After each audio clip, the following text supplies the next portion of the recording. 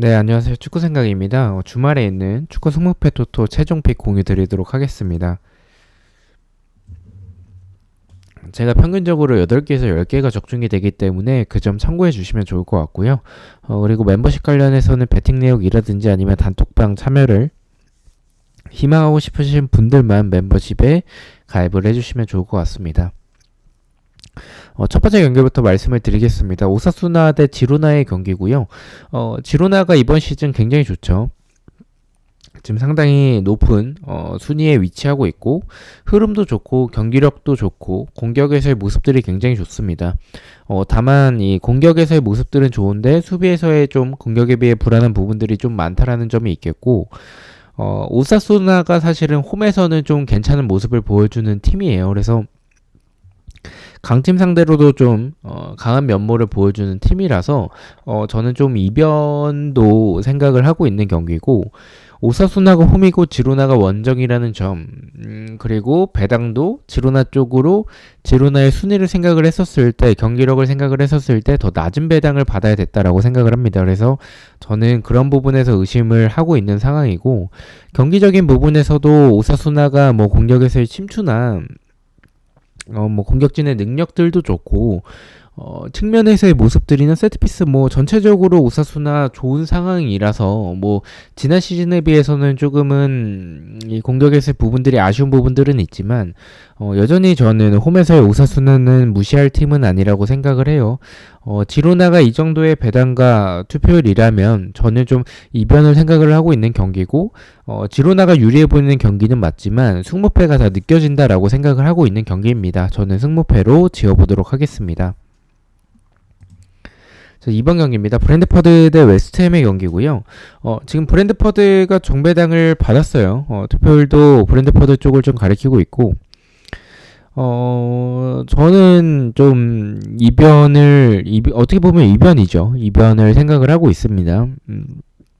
경기적인 부분들이 물론 뭐 웨스트햄이 원정에서의 좀 힘이 빠지는 부분들은 분명히 있지만 그래도 이번 시즌 보여주는 모습들이 지난 시즌에는 세트피스 외에 기대가 안 됐었고 공격에서의 득점적인 부분들도 좀 아쉬웠던 부분들이 많았는데 그런 전개하는 과정 자체도 지난 시즌은 기회 자체가 공격에서 많이 만들어내지 못하는 부분들이 많았습니다. 근데 이번 시즌은 확실히 좀 웨스트햄이 좋아졌다라고 생각을 하고 있고 특히나 이 공격적인 부분에서의 좋은 부분들이 있는 상황에서 브랜드퍼드가 좀 경기력이 기복이 있는 상황입니다.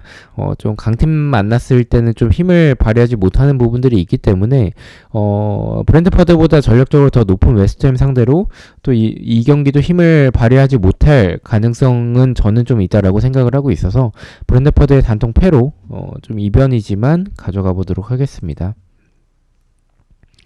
3번 경기입니다. 벌리 대 크리스탈 팰리스의 경기고요. 이 경기는 좀 난해한 것 같아요. 크리스탈 팰리스가 유리해 보이는 경기는 맞죠. 왜냐면 벌리가 이번 시즌 너무나도 좋지 않기 때문에 크리스탈 팰리스가 유리해 보이는 것은 사실인데 사실 이 두 팀의 경기력만 놓고 봤었을 때는 크리스탈 팰리스가 완전히 우위라고 보기도 저는 좀 어려운 것 같아요. 크리스탈 팰리스가 이렇게 상대적으로 라인을 낮추고 좀 플레이하는 팀을 만났을 때 좀 힘을 발휘하지 못하는 경우들이 좀 많았었기 때문에 저는 이 경기는 이 크리스탈 팰리스로 가져가기에는 조금은 위험할 수도 있다라고 생각을 하고 있습니다. 물론 뭐 폴더의 여유가 있으시다면 벌리 쪽 승리는 생각하고 있지 않은 상황이기 때문에 크리스탈 팰리스의 승까지 가져가는 것도 좋을 것 같지만 저는 이 경기에 폴더를 쓰기에는 좀 불안한 부분들도 있었고 투표율도 좀 그러한 부분들이 있기 때문에 저는 무승부가 더 가깝다라고 생각을 하고 있습니다. 저는 벌리의 단통 무승부를 가져가 보도록 하겠습니다. 근데 이 경기 좀 의외로 벌리가 지금 강등권에 위치하고 있기 때문에 좀 이런 크리스탈 팰리스가 라인을 낮춘 상대 팀한테 조금 힘을 발휘하지 못하는 모습을 생각을 했었을 때 벌리의 승의 느낌도 조금은 들긴 합니다. 하지만 저는 어쨌든 무승부가 더 가까워 보이는 상황이라는 점은 있기 때문에 무승부만 가져가 보도록 하겠습니다. 4번 경기입니다. 에버튼 대 브라이튼의 경기고요. 에버튼이 뭐 지난 시즌보다는 나은 경기력을 보여주곤 있어요. 하지만 여전히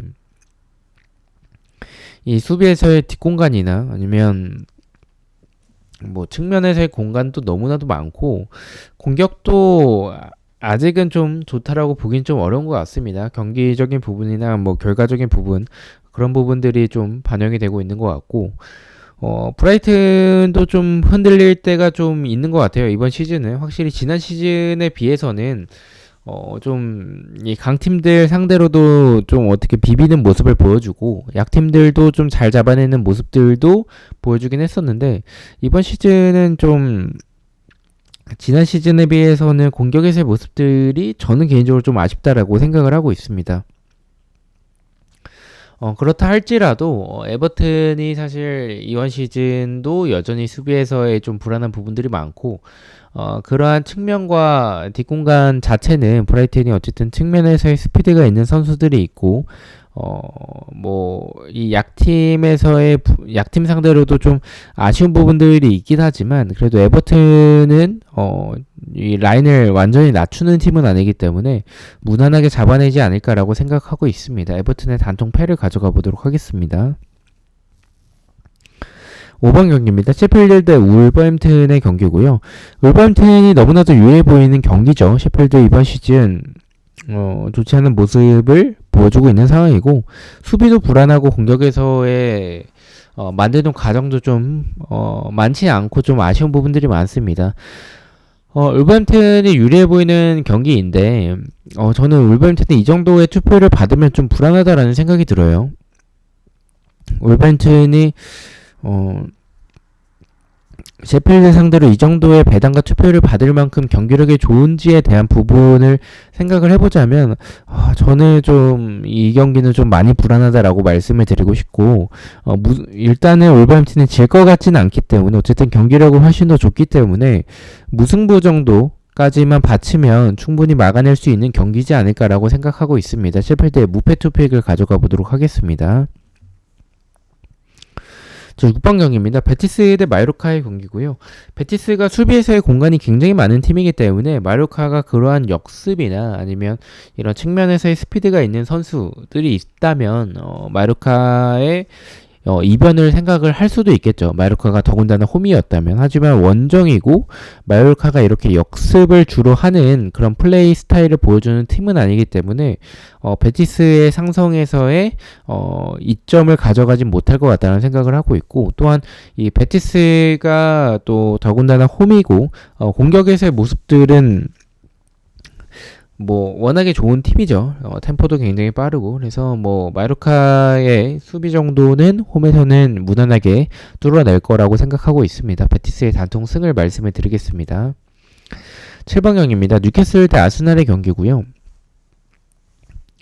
이 경기는 좀 고민을 많이 했어요. 뉴캐슬이 아스날 상대로 전적도 좀 약했었고 이번 시즌은 지난 시즌에 비해서 수비적으로 뭐 안정적인 부분은 여전히 보여주고는 있지만 지난 시즌보다는 조금은 흔들리는 모습들도 있고 공격에서의 결정력도 좀 떨어져 있는 상황이긴 합니다. 물론 뭐 시즌 초반에 비해서는 지금 뉴캐슬이 많이 살아났지만 아스날은 여전히 흐름이 좋고 경기력도 좋은 상황이라서 중원 싸움도 아스날이 이길 가능성이 저는 더 높다라고 봐요. 그래서 아스날 사이드라고 보긴 하는데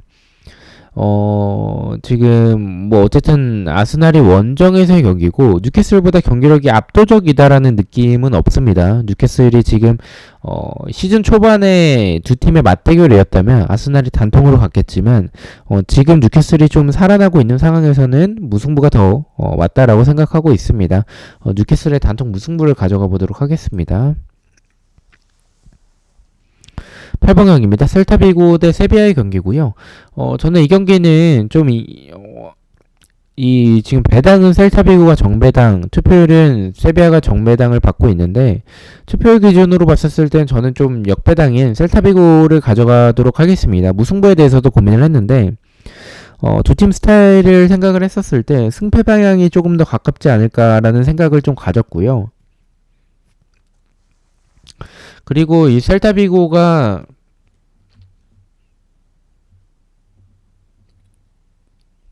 정매당을 받은 건 분명히 저는 좀 이유가 있다라고 생각을 해요. 뭐 세비야가 체력적으로도 좀 밀리는 부분들도 있고, 그리고 뭐 이번 시즌 뭐 아쉬운 부분을 분명히 보여주는 상황은 맞습니다.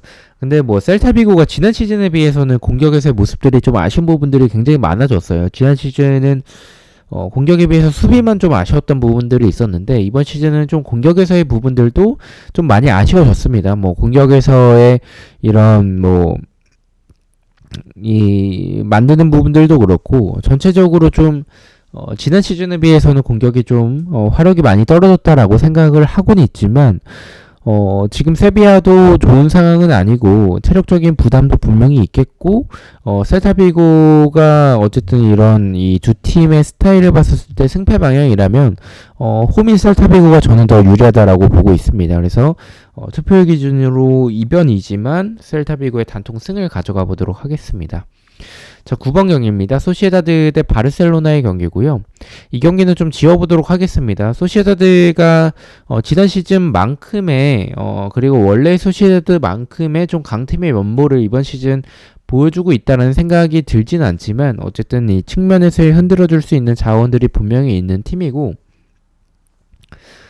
바르셀로나도 조금씩 좀 흔들리는 모습도 저는 분명히 있다라고 생각을 해요. 뭐 경기적인 부분들에서는 이 소시에다드와 비교했을 때는 바르셀로나가 워낙에 좀 앞서는 부분들은 많지만, 저는 이 소시에다드가 밸런스적인 측면 자체는 나쁘지 않은 팀이라고 생각을 해요. 득점력이 좀 아쉬워졌을 뿐이지, 아직은 그래도 수비에서의 밸런스적인 측면들은 뭐 지난 시즌보다는 조금은 좀 떨어지긴 했지만, 그래도 여전히 그런 부분에서는 밀리진 않는 팀이라고 생각을 하고 있습니다. 바르셀로나가 우세해 보이지만 저는 득점을 하지 못하게 됐었을 때 저는 오히려 소시에다드의 이런 측면에서의 자원들이 좀 흔들어줄 수 있지 않을까라는 생각이 들어서 승무패가 다 느껴진다라고 보고 있는 경기입니다. 저는 승무패로 지어보도록 하겠습니다. 자, 10번 경기입니다. 알라베스 대 알메리아의 경기고요.